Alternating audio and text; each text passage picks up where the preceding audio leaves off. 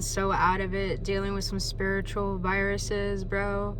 When you're sick, just know it's not just a physical ailment, it is a spiritual one at that. The throat chakra was not playing this time. But now that I'm back and I'm feeling better, you know, I realized the reason why I had to stay quiet. And the reason was because I had to listen to the things that was so suppressed within me that I thought I faced. But the thing about the journey is it's a journey. It's a spiral. What you think you already have healed, there's deeper layers to it. And that is the deep layer that I had to recognize was owning my wrongs. And that's the thing. A lot of us don't know how to own our wrongs because we think our wrongs are a downfall. But what if I told you your wrongs are your upheavals? Your wrongs are what teach you growth. Your wrongs are the reason why you are meant to be imperfect, because how else will you learn to be a better version of you? Let's just dive into today's video because there's just so much I want to dive into, boo-boos, and y'all ain't ready, but you're gonna get it anyway.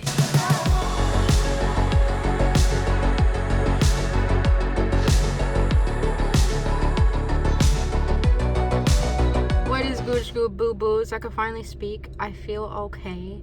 Even though my throat and my tongue were just, my whole mouth was like, bitch, you just gotta stay quiet. But, you know, every time I go through something, it's an opportunity to come onto this channel and just knowing that this channel is all about self-accountability and vulnerability.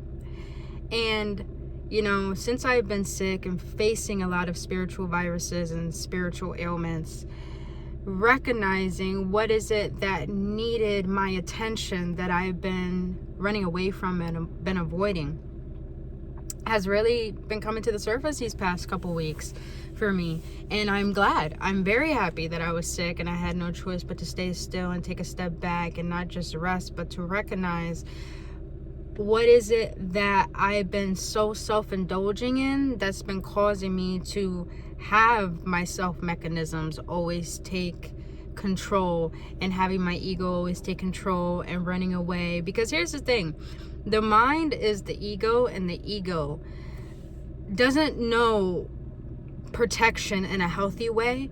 So it thinks it protects us from things that are painful for us, as in like the past or things that we're currently going through or current circumstances. It feels like it protects us through coping mechanisms.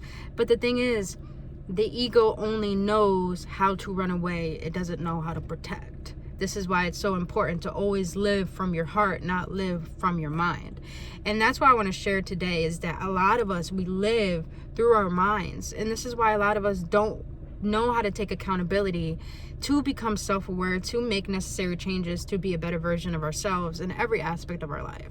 And what I mean by this is that a lot of us always play the blame game. You blame the job, you blame society, you blame your partner, you blame everything. And the reason why I'm bringing this up is because I had an incident with my current partner, and it brought me down. She said something that made me recognize so many things in my past relationships, but it also helped me recognize a generational curse that's been in my bloodline, from my mother, from my sister, from my aunts, from my grandmothers, from so many other bloodlines that came before me.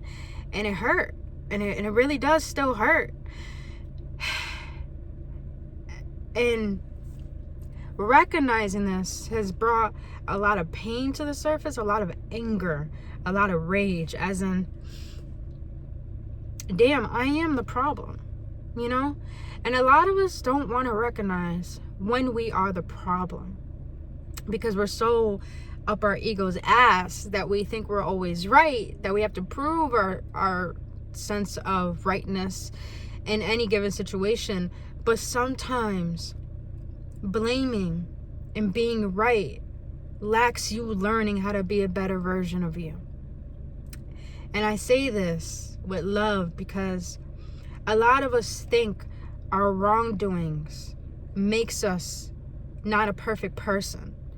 And we strive to be perfect beings. But the reason why we are imperfect is because we would never have the opportunity to change if we were perfect. If we were perfect, majority of the world, the way that they are, we condemned, we criticize, we hurt, we say such conniving things to hurt another person because of their wrongdoings. And this is why a lot of us don't seek self-awareness or don't seek self-accountability, is because we think we always have to be right and we always have to be perfect. But majority of the time, that gets you being alone, and that gets you sabotaging good things, and that makes you set yourself back. Years of growth don't mean anything if you're not willing to learn that one lesson and not take accountability in it.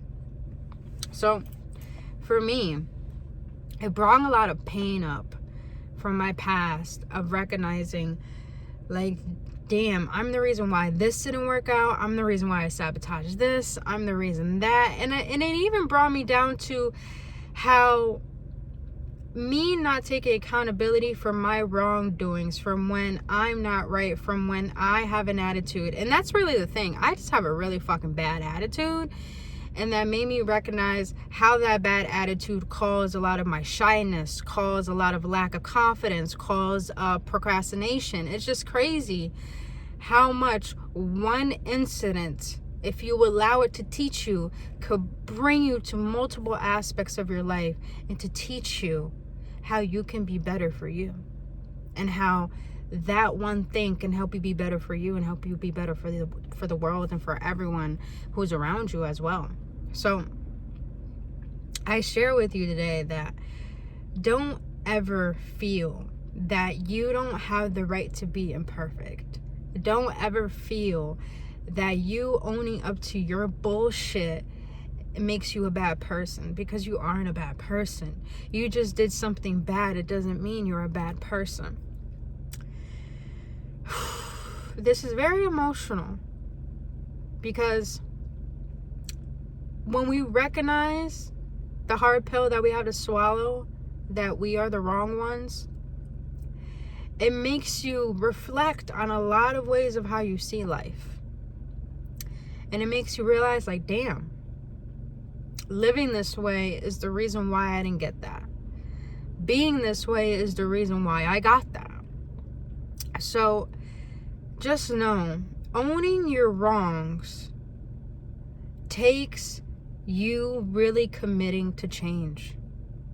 And change is nothing to fear. If you fear change, that means you're not willing to grow. But if you're willing to commit to change, you're willing to see that you're not always right. And the way to own your wrongs is by recognizing that it's okay not to be perfect. It's okay not to have the answers. It's okay to be the wrong one. Because we need villains. We need the opposite of what love is in order to see what we want to strive for and what master are we going to choose. So to own your wrongs is first owning your victimization, because that's what we do when we don't want to own our wrongs. We victimize ourselves. To own your wrongs is to own your victimization. Really become self-aware and acknowledging when you are the wrong one and when you're not right. And lastly, the way to really own your wrongs is by realizing that this will give you the potentiality to seek a new solution rather than the one that is current. Because sometimes when we refuse to change, it's because we think we know it all and we don't want to learn anything new. But when we commit to change and we commit to seeing our shadows and seeing our flaws and seeing our ego, then we're willing to open up our minds to a different perspective than what we already have. So owning your wrongs doesn't create a downfall. Owning your wrongs creates a wise, sovereign being that doesn't allow the outer circumstances to control them, but allows the outer circumstances to teach them. Because at the end of the day, we can't change what we're not aware of. But when we become aware of the things that need to change, then it's up to us to recognize, what am I going to feed? And what is going to be best for what I want? And what is not best for what I want? Because at the end of the day, it's really up to us, you guys. We can't get the life we want, and we can't make different decisions if we are victimizing ourselves. We really can't. You can't be a victim and a victor at the same time. It's like feeding two masters. Like they say, you're going to feed heaven, you're going to feed hell. You're going to feed God, you're going to feed the devil. You're going to feed your ego, you're going to feed your heart. What is it that you're going to feed that's going to help you be better? That's going to help you be better, a better partner, a better daughter, a better son, a better coworker, a better fucking individual at that. So you guys just know that self-accountability is power. But running away and not owning your bullshit is fucking weak. Self-accountability and vulnerability is the most sexiest things to me, and I think it's the most attractive thing to a person, because it makes a person realize that they are open enough to be open to different perspectives and to become wiser, rather than to be a fool and think they know it all. So you guys, have compassion for yourself and don't make yourself feel guilty for the things you have done. Have compassion, because when you're recognizing the wrongdoings that you have made, that gives you an opportunity to change everything, not to self-criticize, not to judge. Because when you criticize and when you judge, you're only repeating the pattern of self-hatred and self-loathing. That's not the goal here. The goal when you're watching this video and on this channel is to take accountability, is to be vulnerable, because those give you the opportunity to have self-compassion. When you have self-compassion, you can have compassion for the world, and that's how love can be expanded even more in today's world. And that's what the fuck we need. We need people who are self-aware, who take accountability, and who are open enough to be committed to change, rather than fear it and run away and be weak, because that's what's causing our planet to dissolve, and that's what's causing the civilization to become so arrogant. This is not about tolerating your bullshit. This is about owning your bullshit and making different decisions that are going to make a better version of you. Because if you're not growing, you're dying. And that's not the goal here. So, you guys, as much as I wanted to cry, I really, really wanted to cry. I'm probably going to cry right after this video, because, like, I don't know, my fucking Capricorn ass, every time I just want to be very vulnerable, it's like sometimes I can't do that because it's just so deep that I have to handle that on my own. But just know, you guys, I got no shame in letting you know when I'm wrong, letting you know when I want to cry, letting you know when I'm angry, because that's the whole point, man. We all deserve to feel safe, and we all deserve to know that it's okay not being okay, but it's okay knowing that you did something wrong and there's nothing wrong with you. So you guys, I love you, and I really hope this brought some clarity to some people to know, don't patronize yourself. Don't do what other people do to you. Do not demonize yourself when you recognize what you do wrong. You were not aware of what needed to change, and now that you are, release it. Allow it to flow up. Allow it to teach you. Allow that intensity of an emotion to teach you, because that's the whole reason why we came to this planet, is to experience the human experience of every fucking emotion that we can experience and learn from it, so we can reach a maximal potential of what it is to be human and what it is to be a spiritual being, having a human experience. So you guys, I love you so fucking much, and please do what you can to love yourself, because that's all you deserve during this journey.